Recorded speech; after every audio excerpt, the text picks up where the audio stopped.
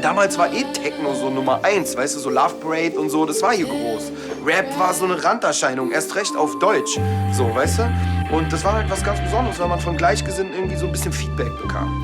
Und dann habe ich vom Royal Bunker erfahren. Und ich bin mit einem Kollegen da hingegangen, Asek. Wir sind da halt reingekommen und ja, so das Feeling, was ich da halt erfahren habe, war auf jeden Fall, und ich habe halt immer wieder auch Leute gefragt, jetzt im Nachhinein, ob das nur an dem Tag so war.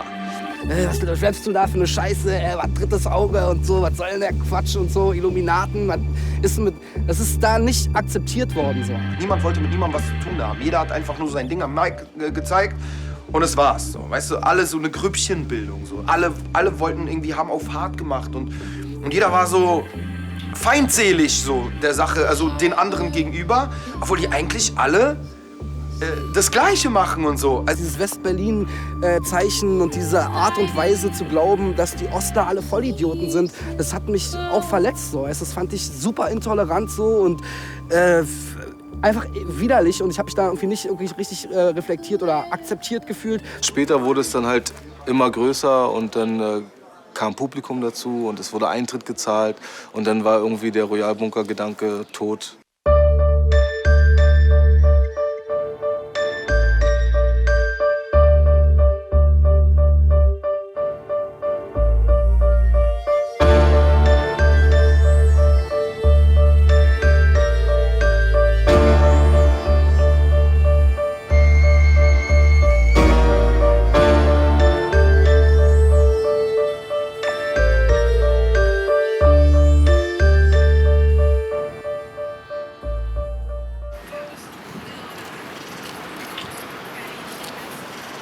Im Prenzlauer Berg, hier Castingallee, es gab 8 Clubs, wo Hip-Hop-Partys waren. Alle 8 Clubs wurden im Zuge der Gentrifizierung, im Zuzug der Gentrifizierung alle geschlossen. Hier war früher das legendäre H2O-Café mit einer anderen Eisentür noch davor.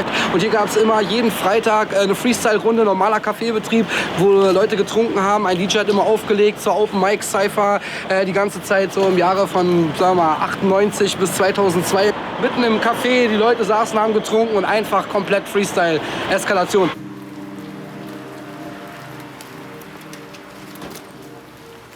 In der Uferfabrik ist ein großes Kulturzentrum, wo es so einen großen Konzertsaal gibt und verschiedene kleine Werkstätten und so Frauentreff und all diese ganzen kulturellen Sachen. Also eine Welt der kurzen Wege. Also besser kann man es nicht beschreiben. Ich lebe seit 37 Jahren hier und ich kann nachts im besoffenen Kopf ohne Taxi zu Fuß ins Bett gehen. Da gab es so einen ganz kleinen Keller unter dem Konzertsaal, so total, eigentlich war nur ein Raum, wo Stühle drin standen, irgendwie so ein Lagerraum.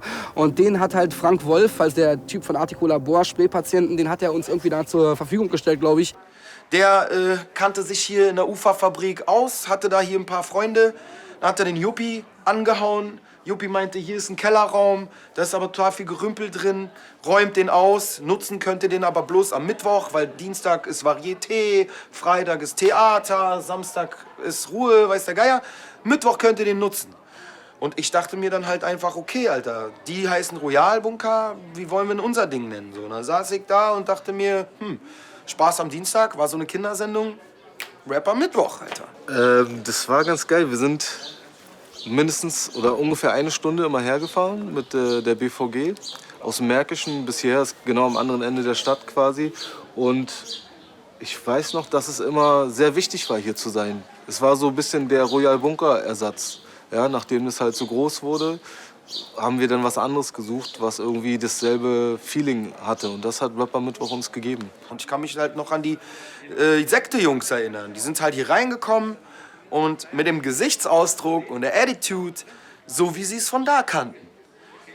Aber anstatt dass das so blieb, kommt dann halt jemand wie ich so, der halt einfach die Leute mit Gastfreundlichkeit so einfach begrüßt hat. So, und gesagt hat, ey, geil, dass ihr hier seid. So, geil, Alter. Und dann so, wie heißt du denn eigentlich überhaupt so?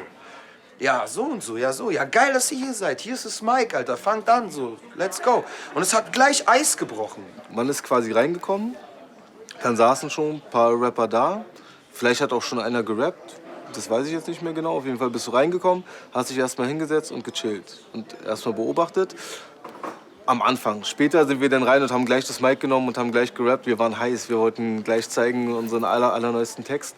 Und ja, die Stimmung war auch immer gut, es war immer sehr friedlich. Ab und zu gab es auch so kleine Reibereien vielleicht, aber die wurden dann am Mikrofon ganz sportlich geklärt. Ey, ich hatte noch einen Job in so einem Segelclub als Kellner, Alter. So, für reiche Kids musste ich da so servieren, so, weißt du? Und dann war das zu Ende. Ich habe da gearbeitet von 8 Uhr morgens und dann bin ich hierher gekommen, um 8 Uhr aufzuschließen, abends. Und das war ein Tegel, Alter. Kannst du dir ja vorstellen, von Tegel. Da kam BMX Frank, guter BMX-Fahrer, der beste, den ich je auf der Welt gesehen habe. Und ob sie das machen können. Ja, ja, haben sie mit 4 Leuten angefangen. 6 Wochen später, ich weiß nicht, wie viele Leute in den Raum reingehen, aber früher hatten die so gesungen, dann standen die noch so. Da war gar kein Platz da, da waren 60 Leute in dem Raum. Und dann hat sich das entwickelt. Alter. Digga, Das war viel größer. Nein, das kam einem nur so groß vor. Wir waren kleiner, Alter. Ja, yeah, guck mal, vor den großen Diss-Tracks und witten A Cappellas stand ich mit meinen Homies wie ein DJ hinterm Teller. Untergrund, ja, jetzt bin ich etwas heller, doch vor dem großen Hype war die Stimmung hier im Keller. Düsterer Tempel, in diesen 4 Wänden sammelten sich eine Menge Berliner Legenden. Wir statuierten Exempel, denn echten Freestyle-Rap von heute hatte damals niemand auf dem Zettel. Vorher war hier so eine Abstellkammer, gab nichts. Hier war gerümpelt. Wir mussten es. Nee, guck mal, das ist dazu gebaut hier. Das ist zugebaut? Ja, kann sein. Das hier war der Raum eigentlich. Nee, der war ja. Also ich gebe Respekt an alle, die herkamen und rappten. Diablo, Romanzen, V-Mann, die Sekte, Gauner, PA Kantate, Rebel, Orgi, Frauenarzt, Taktlos, Savage, sag schon, wen hab ich vergessen? Wir machten Session, ja, mit Serafinale, Mach One, Akte und den letzten. Ben S, Flowflex, Azek, Chef und irgendwann war dann die ganze Loge komplett mit Pete und Mike. Yeah, unser Flow war komplex und wir waren viel zu echt fürs ganz große Geschäft. Gauner ist Ingenieur geworden. Ernsthaft? Ja, 2 Kinder. Hat der nicht jetzt irgendwas Neues am Start? Irgendwelche Drachen, Industriedrachen, also hört sich jetzt echt bescheuert, aber irgendwas mit Drachen oder mit irgendwelchen Drohnen, die konzipiert der. Er ist ein krasser Ingenieur geworden.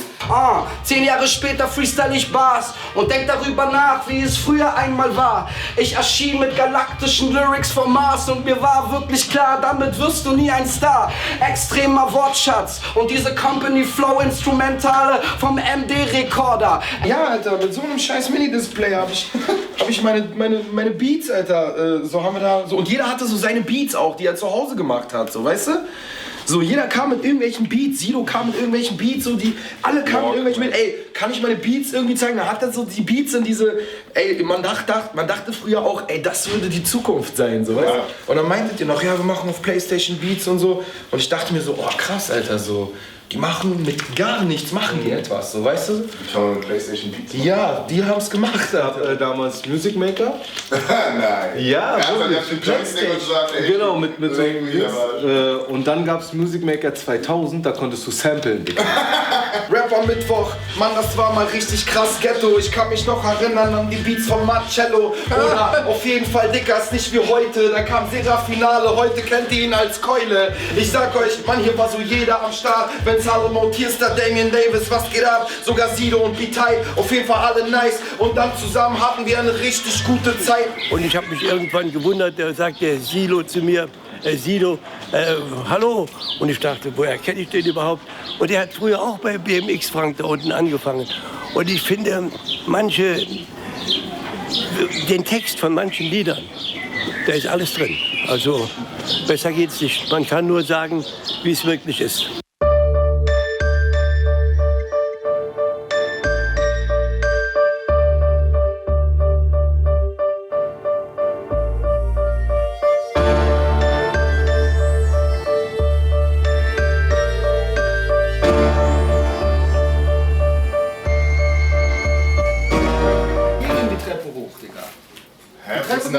Na, hier ist der Eingang. So. War eigentlich sogar eine Bar oder sowas? Nee, wir haben so einen Tisch mit Tisch oder Getränke, genau. Ja, Dosenbier. Oder genau, da war so da Becher. War trinken, so. Ja, es gab ganz schlimmes Dosenbier, sehr lau. Aber ich sagte, hier standen einmal am Anfang. Ich kann mich nicht an die Tür erinnern. Kennst du das? Dass das noch die Kapuze sein sollte. Ach so, hier. Hier so, aber warte, das war irgendwie anders. Das haben die da eine neue Schachtel gemacht. Bei der alten Schachtel war das so, dass es so richtig aussah wie so ein Kapuzending so. Aber KKK und noch irgendwas mit einem... Gib das Rauchen auf, Freunde. Das hat gar keinen Sinn.